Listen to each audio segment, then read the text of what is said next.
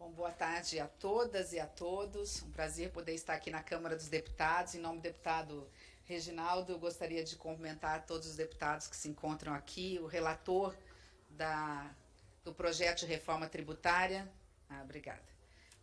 Que está aqui o deputado Aguinaldo e o deputado Baleia Rossi, presidente do meu partido. É um prazer muito grande poder estar nesse momento que pode ser um momento histórico para o Brasil. Comentar deputado Arnaldo Jardim, Vitor Lippe, Clodoaldo Magalhães, Mauro, que estive conversando agora há pouco, a culpa foi dele pelo atraso. Atrasei 5 minutos porque ele me segurou um pouquinho. Glaudstein e... Newton acabou de chegar também. Enfim, prazer poder estar aqui. Bom, quando eu recebi o convite por parte do deputado Newton Cardoso, eu falei, eu não sei o que eu vou fazer lá, porque afinal a bola está com vocês, né? A reforma tributária está na mão de vocês. Mas assim, passar um pouquinho e muito rapidamente da minha pouca experiência nesse assunto. Eu me lembro quando eu estava fazendo faculdade no Rio de Janeiro, era do primeiro ou segundo ano da faculdade, nós estávamos no momento da Constituinte. E naquele momento, pela primeira vez, alguém comentou alguma coisa de um tal do imposto único, né? Um tal de IVA que eu nem sabia o que se tratava. Então, assim, a gente fala de reforma tributária há um bocado de tempo. Estou falando de 1987. Não que eu tenha tanta idade, é que eu entrei muito cedo na faculdade. Tem uma diferença em relação a ele. Eu entrei na faculdade com 16 anos e eu me lembro que desde então eu venho acompanhando um pouquinho essa questão da reforma tributária. Acompanhei a Constituinte, a Constituição, o ex-presidente Fernando Henrique tentou por 2 vezes, né? O presidente Lula, no Lula 1 e no Lula 2, tentou também por 2 vezes, e a grande pergunta é, por que há consenso de que a reforma tributária é a única bala de prata que nós temos para que nós possamos realmente sair, né, desta triste realidade de ser um dos países mais ricos do mundo com um dos povos mais pobres, né? De onde vem essa tão desigualdade social e por que a reforma tributária é consenso e ela nunca sai do papel?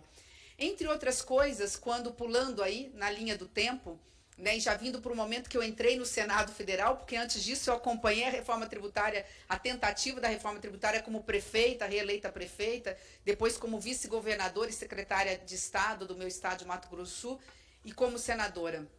Nós tínhamos e temos dentro do Senado Federal um grande problema, porque os senadores representam os estados da Federação Brasileira, e nós temos um país de dimensões continentais, onde quando a gente tenta avançar na reforma tributária, a gente tem um problema federativo.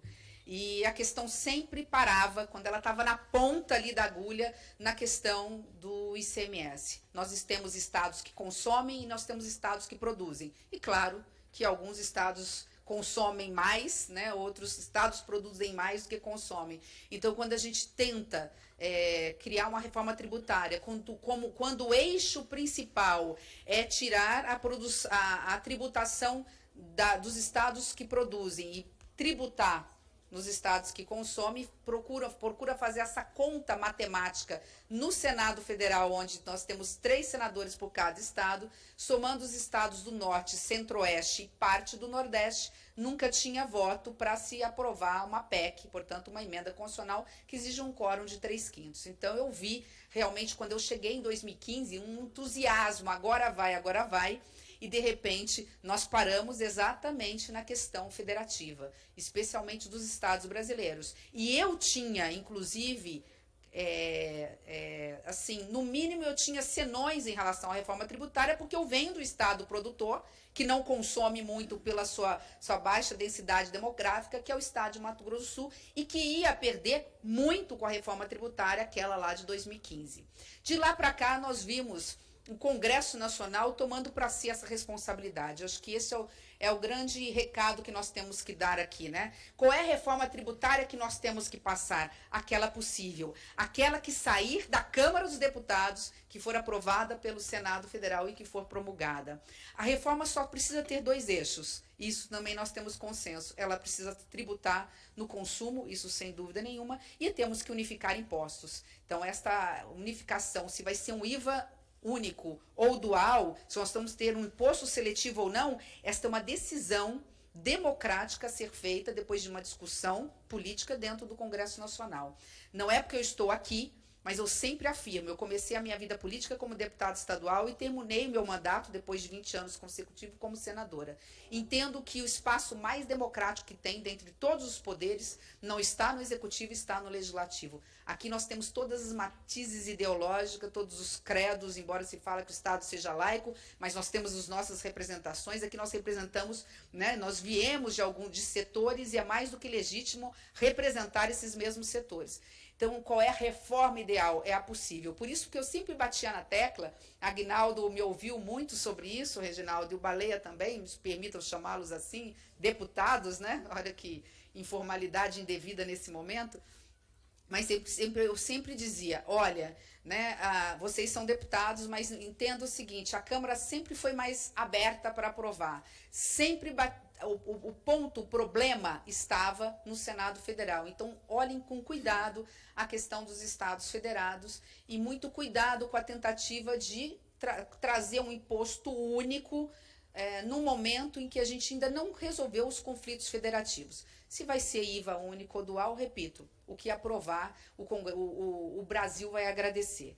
Então, diante desse cenário, o que a gente pode só avançar? Se nós temos unidade, né, de pensamento, de que a reforma tributária é a única bala de prata que nós temos, eu diria até que o arcabouço fiscal é a bala de bronze, né? Ela resolve um problema interno, um problema de finanças, né? Um problema de credibilidade do governo, não gastar mais do que arrecada, não virar o ano de 2024 com déficit fiscal, garantir estabilidade da dívida em relação ao PIB. Isso é um dever de casa que nós temos que fazer dentro do Congresso, dentro do Executivo. Então, o arcabouço fiscal é a bala de bronze, para dar a credibilidade necessária para ali adiante os juros começarem a cair, né, e poder o Brasil voltar a crescer e gerar emprego dentro dessa ótica monetária. Mas a verdadeira bala de prata é a reforma tributária. Se a gente tem essa unidade, os dois eixos estão muito seguros, o que falta dentro desse esqueleto, né? O que falta é isso, nós debatermos, vermos com os setores e com os municípios onde que eles sentem a insegurança para que a gente possa avançar. Fico muito feliz de saber que o relatório do deputado Aguinaldo está vindo numa linha entre uma mistura da PEC 45 com a PEC 110. Estou sabendo que o deputado Aguinaldo tem conversado com todos em relação a essa questão de atender alguns setores que estão preocupados numa possibilidade de perda, como é o caso do setor de serviços, da mesma forma em relação aos municípios maiores, e essas dúvidas vão ser elucidadas no seu devido tempo, no fórum competente que é aqui, para que a gente possa apresentar ao Brasil minimamente uma reforma tributária justa. Eu coloquei algumas coisas muito rápidas, porque político, quando não anota, tende a falar demais, e quero encerrar em 5 minutos para poder conversar, como disse, mais ouvir do que enfim, apresentar as minhas certezas, que são muito poucas em relação à tributária, mas aqui só algumas observações. O Brasil ele é muito justo na questão tributária. Nós precisamos garantir uma certa igualdade contributiva. Isso, não temos dúvida em relação a isso. O fato da carga tributária ser muito alta no Brasil, ela gerou durante uma distorção nessa questão, levando a lobbies legítimos fazerem dentro do Congresso Nacional verdadeiros puxadinhos, com meu voto. Então, o que nós fizemos? Né? Para resolver problema de setores, nós fomos esticando o cobertor de um lado e de outro e tivemos o que o vice-presidente da República chamou de manicômio. Né? Como disse, os lobbies são legítimos, tiveram o meu voto. Então, nós acabamos gerando essas distorções. Os benefícios fiscais, eles tiveram uma utilidade por um determinado tempo. Eu quero dizer, inclusive, que eu fui uma grande defensora dos benefícios fiscais, dos incentivos fiscais para os estados que não têm a facilidade de serem estados consumidores. Eu mesma, como prefeita, consegui levar, graças aos incentivos fiscais do meu estado, a maior fábrica do mundo de celulose, e depois a segunda maior fábrica do mundo de celulose, isso lá em 2005, 2006, 2007. Só que agora, né, nós estamos diante de um cenário onde todos os municípios e quase todos os estados dão incentivos. Então, virou uma guerra no sistema tributário em que ninguém ganha. Então, diante de tudo isso, nós temos um sistema complexo, nós temos um sistema difícil de ser entendido. Segundo, aqui com os professores, eu sou só universitária, né? Os atos normativos passam de 400 mil. consequentemente, a maior parte municipais. Esse manicômio para entender legislativo e normativo faz com que o Brasil gaste muito, na parte da indústria, principalmente, mas o setor produtivo gaste muito apenas para entender o arcabouço tributário. Fala-se que enquanto precisa-se de apenas um contador para cada 500 trabalhadores no mercado como o europeu, no Brasil a gente precisa de um contador para cada 200. Essa é mais ou menos uma conta que me passaram. Nos Estados Unidos eu preciso de um contador para cada 1.000 trabalhadores, né, de uma determinada empresa. Repito, no Brasil você precisa de um contador para cada 200 trabalhadores numa empresa. Então esse custo Brasil, esse custo administrativo para entender o arcabouço, ele acaba ficando insustentável. As indústrias brasileiras não conseguem se tornar competitivas, produtivas, e aí nós temos cada vez mais que importar produtos e cada vez mais fechar fábricas no Brasil. Para inverter todo esse cenário, na reforma tributária que os senhores têm à mão, eu acredito que é realmente a saída. Que reforma tributária é a pergunta que eu deixo para os senhores ao encerrar aqui, dizendo que os dados que nós temos do IPEA, junto com alguns estudos que nós fizemos, né, que essa complexidade, essa burocracia da carga tributária gera em torno de 500 bi de sonegação ano.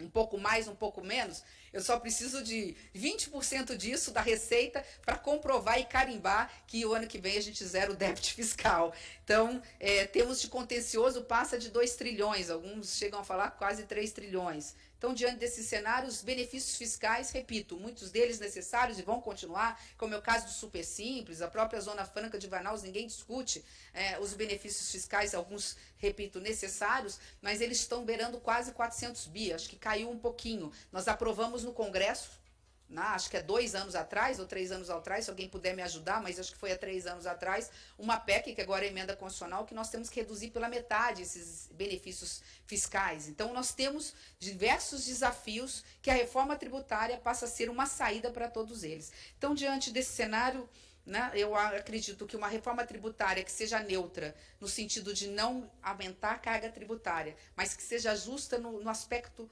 federativo, garantindo um intervalo de no mínimo 20 anos, como parece-me que está se anunciando aqui, onde não tem nenhum município nem estado perca. Faça um fundo para garantir que esses estados e municípios tenham essa proteção. E depois de 20 anos, nos próximos 20 anos, ainda que este fundo vai caindo, eles vão sendo compensados pelo crescimento econômico, que vai, obviamente, gerar mais arrecadação.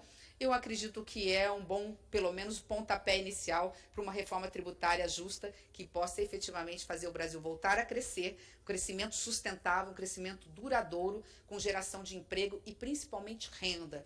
Porque o setor da indústria, nós sabemos que, embora não seja o que mais empregue, é aquele que mais gera emprego com qualidade, porque ele consegue pagar um salário acima da média do salário mínimo. Com essas considerações iniciais, eu agradeço mais uma vez a oportunidade de poder estar aqui, né, lá no Ministério do Planejamento e Orçamento. Nós estamos à disposição, os números estão à disposição dos senhores, porque são públicos, o IPEA é de vocês, a Luciana, que é a nossa presidente, está aqui, ou pelo menos estava até há pouco tempo, não sei se a Luciana ainda está aqui.